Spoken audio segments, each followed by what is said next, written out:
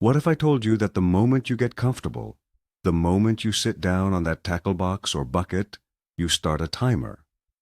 A 15-minute timer that absolutely kills your bite. It's a pattern thousands of fishermen have seen, but almost no one understands. You get a flurry of action, and then nothing. It's maddening. Today we're dissecting this 15-minute curse. I'm going to show you exactly why it happens and how you can be the one angler on the lake who breaks it. The reason is simpler and more obvious than you've ever imagined, but it's hidden in plain sight. Do you think it's just bad luck, or have you noticed this exact pattern too? Let me know down in the comments, because what I'm about to share will probably challenge everything you've been taught about settling in at a good spot. For generations, we've accepted this as part of fishing. You find a spot, you catch a few, and then the bite just dies.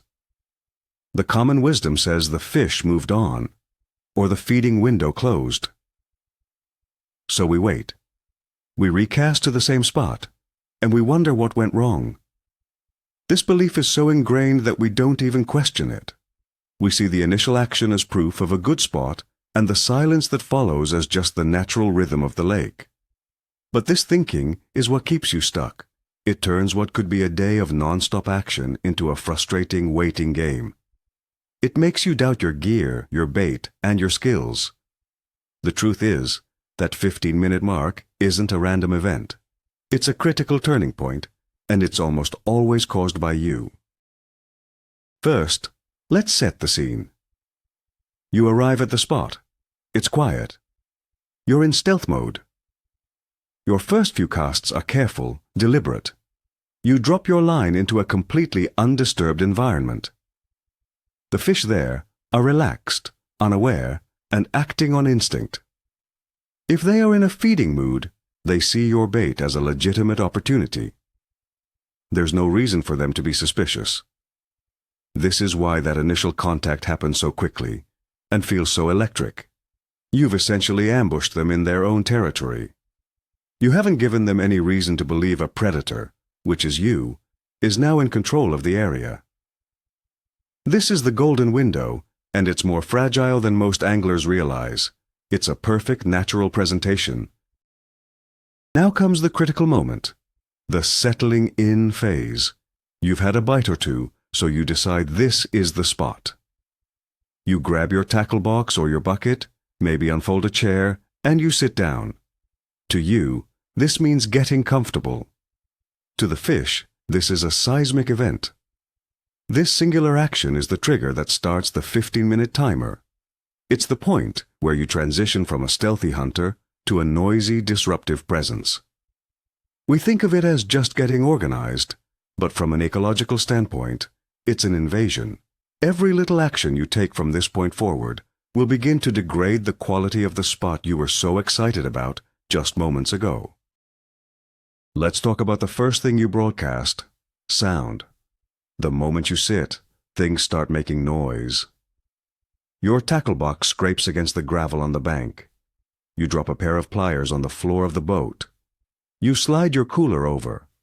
You might think these sounds are minor, but they are completely alien to the underwater world. Sound travels over 4 times faster in water than in air, and low-frequency vibrations, like a box being dragged on the ground, travel even further. To a fish, these aren't just noises. They are loud, threatening signals that something large and unnatural has arrived. It's the equivalent of someone setting up a drum kit right next to a deer you're trying to hunt. Here's a perfect way to visualize it. Imagine you're a bass sitting near the bank looking for a crayfish. Everything is normal. Then suddenly, you feel a deep, grinding vibration through the ground, through the water itself. It's a feeling you've never experienced. It's not a fish. It's not a turtle. It's heavy. It's clumsy. Your entire sensory system goes on high alert. You might not flee immediately, but you stop hunting. You become defensive. Your focus shifts from feeding to survival. This is what happens with every scrape, every thump, every clumsy movement you make on the bank or in the boat. You're unknowingly telling every fish in the area to be afraid. Next, let's consider the shadow factor. When you're standing and moving, your shadow is dynamic and inconsistent. But when you sit down, especially on a sunny or partly cloudy day, you create a large, solid, stationary silhouette. You become a fixed object, a dark lump on the shoreline that wasn't there before. Fish, especially in clearer or shallower water, are incredibly sensitive to overhead threats. Their primary predators, like birds of prey or otters, come from above. A sudden, large and unmoving shadow is a massive red flag. It signals danger and tells them to seek cover or move to deeper water. You've turned yourself from a part of the moving background into a blatant, unmoving threat. Let me break down why that shadow is so deadly to your fishing. A fish's brain is hardwired for survival. It doesn't analyze the shadow and conclude it's just a harmless fisherman. It sees a large, dark shape blocking the sun and its instinct screams, "Heron" or "osprey." This triggers an immediate physiological response. The fish's heart rate increases, and it releases cortisol, the stress hormone. A stressed fish is not a feeding fish. So while you're sitting there, enjoying the sun and feeling comfortable, your very presence is telling the fish that a predator is patiently waiting right above them.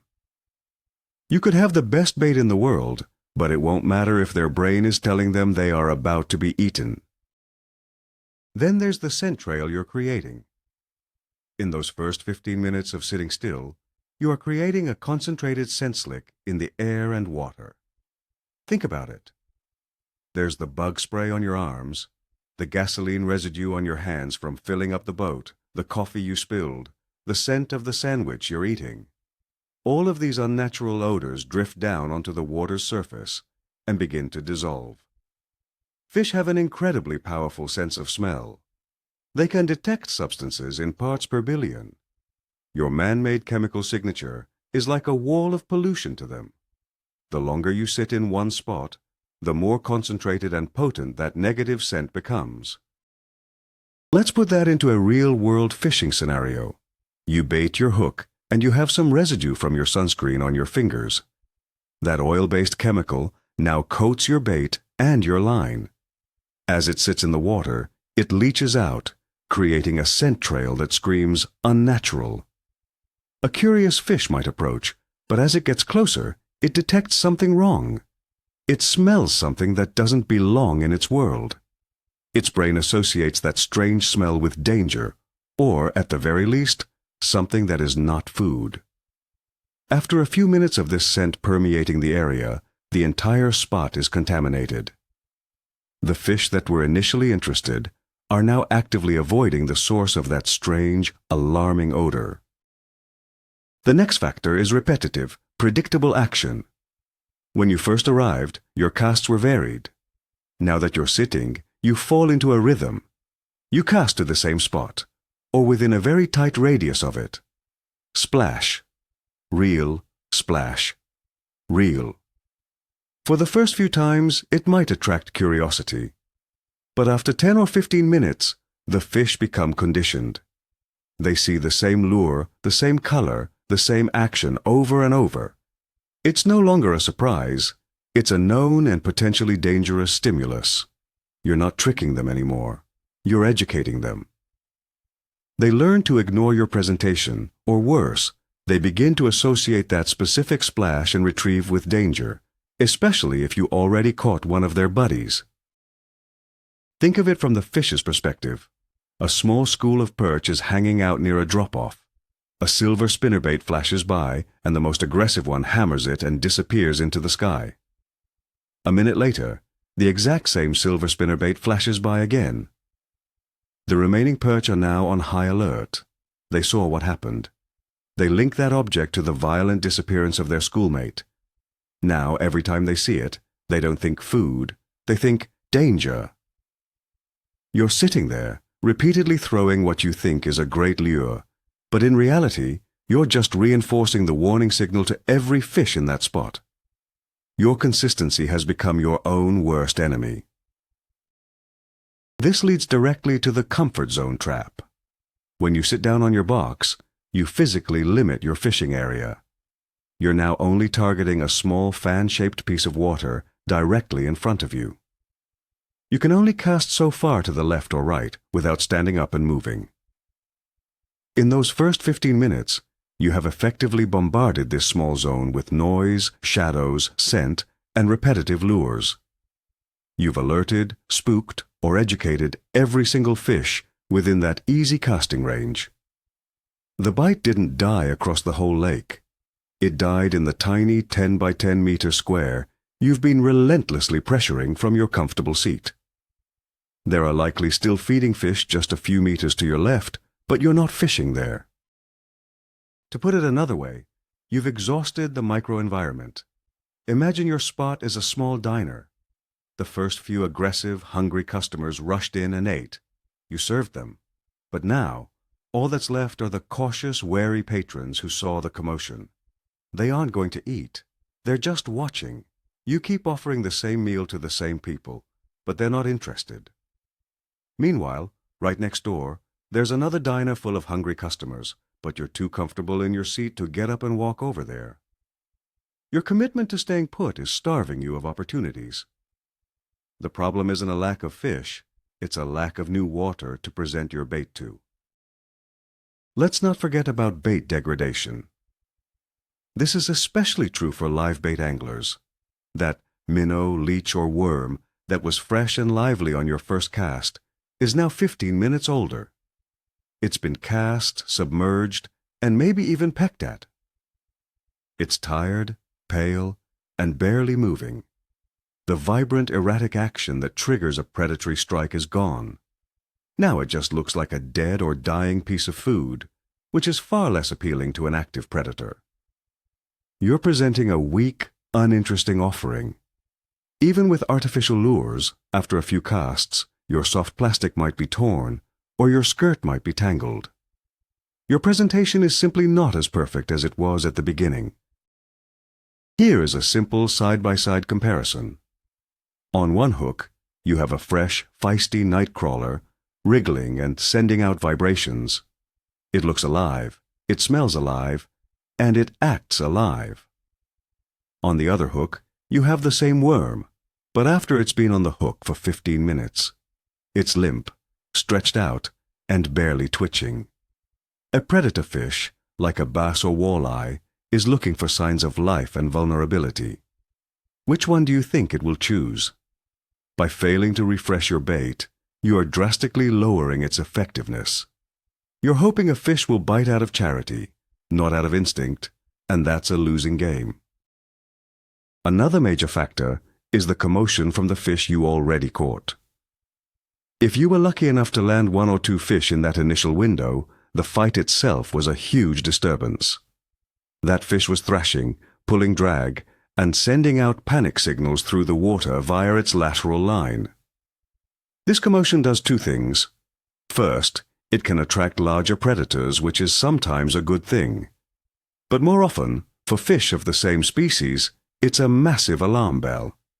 It's a clear signal that there is a powerful predator in the area that is actively hunting them. The rest of the school doesn't see your catch as a random event. They see it as a direct threat. Let's role-play as a walleye in a school. You're all cruising a weed line. Suddenly, the walleye next to you freaks out. It starts thrashing violently, gets dragged sideways, and then vanishes upwards at an impossible speed. The water is filled with its stress pheromones. What is your reaction? Are you going to stick around and bite the next thing that comes by? Or are you going to either bolt for deep water or glue your belly to the bottom and not move a muscle? 9 times out of 10, the answer is the latter. The fight that gave you so much excitement was a traumatic event for every other fish that witnessed it. They are now in a defensive, non-feeding state of mind. This brings us to a simple but overlooked idea. You skimmed the cream off the top. In any given spot, there are fish with different personalities. There are a few highly aggressive, dominant, and maybe slightly dumb fish.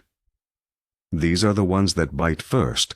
They are the ones you catch in that initial 15-minute window. Once they are removed from the equation, you are left with the more cautious, subordinate, or simply less hungry fish. These fish require more finesse, a different presentation, or simply more time to decide to bite. The bite didn't stop.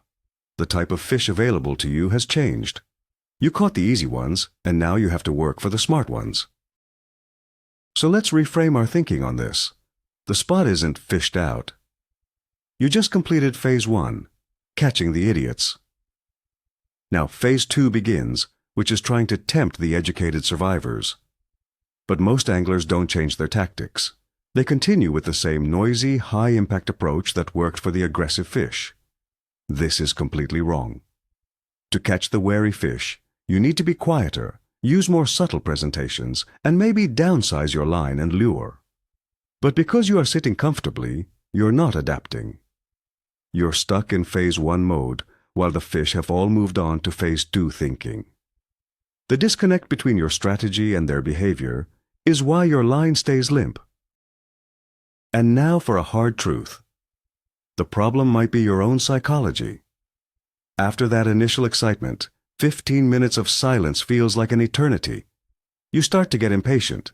You lose focus. You start checking your phone.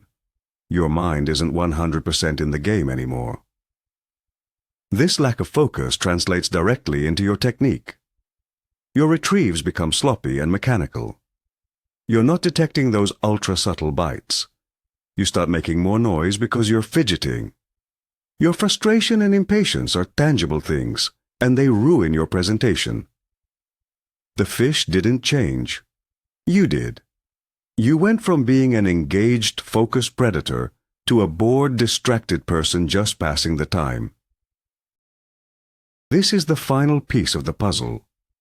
It all comes together in your own loss of faith in the spot. You sit down, you make noise, you cast shadows, you spook the fish, you catch the easy ones, and then it goes quiet. Your brain tells you, the fish are gone.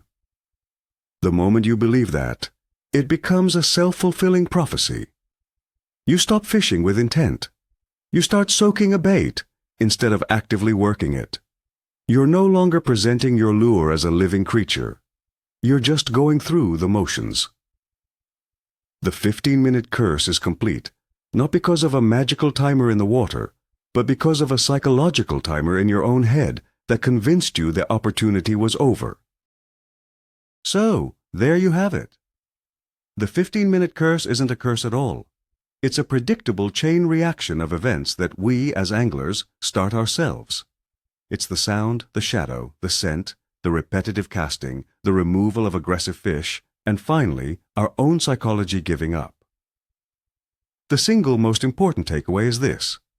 The moment you sit down and get truly comfortable is the moment you stop being a stealthy hunter and become a noisy, stationary landmark. And fish don't bite landmarks. They fear them. Understanding this completely changes your approach.